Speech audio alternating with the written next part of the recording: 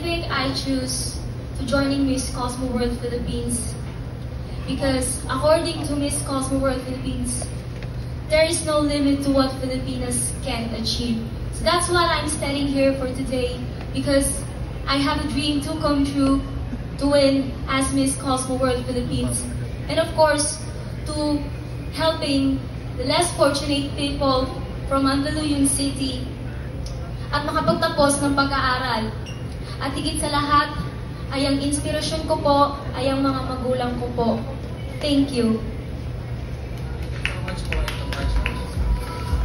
Thank you po. Sa katanungan, I consider myself as Miss Lipstick Lesbian. Well, you know, hindi ko po kinakahiya kahit anong suot ko. Ako po ay naniniwala na bilang isang miyembro ng LGBTQ community. Ako po, si Sheryl Pataning Hoveles, lumaki sa Mandaluyong City. At bilang isang ako, ay hindi ako natatakot na maski kahit anong suot ko, ay hindi ko ikakahiya.